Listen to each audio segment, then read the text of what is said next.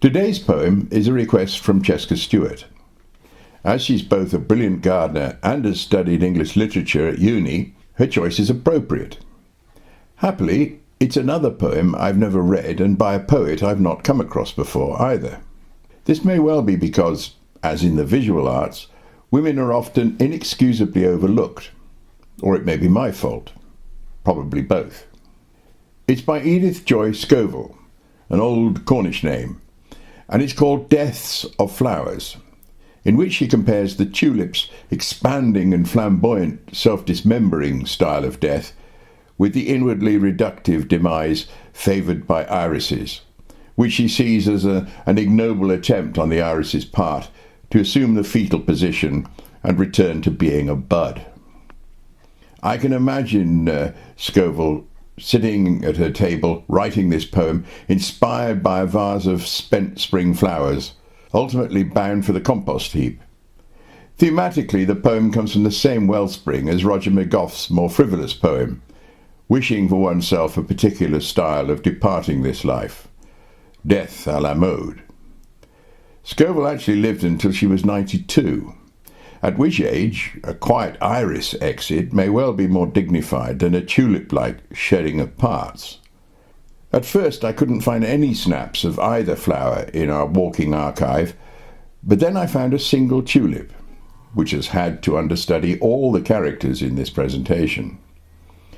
I'd intended to use a pasque flower as a surrogate, snapped on a walk we did specially to find wild ones on the limestone slopes in Gloucestershire. Theatrical license. As Shakespeare said in the prologue to Henry V, by way of apologising for the limitations of presenting battle scenes on stage, "Think, when we talk of horses, that you see them printing their proud hooves and receiving earth, for 'tis your thoughts that now must deck our kings." Yeah, I know that, lad, because I did it for O-level. "What's an O-level, Grandad? Can I have one?" "Ah, you little iris. Wait till you're a tulip." Deaths of Flowers.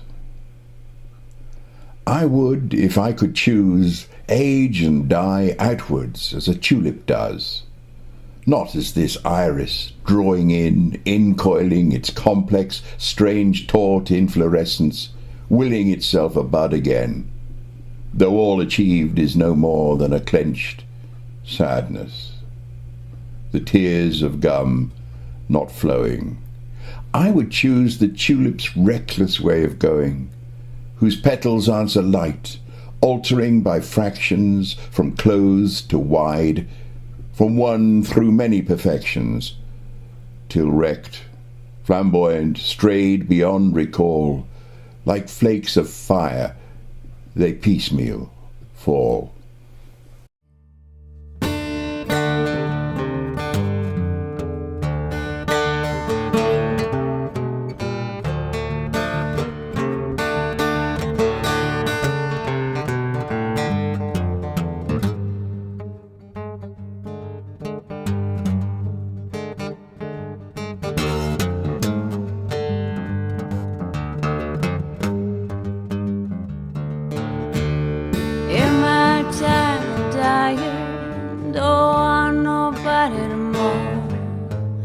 All I want for you to do is take this body home. Well, well, well, so I can die easy. Well, well, well.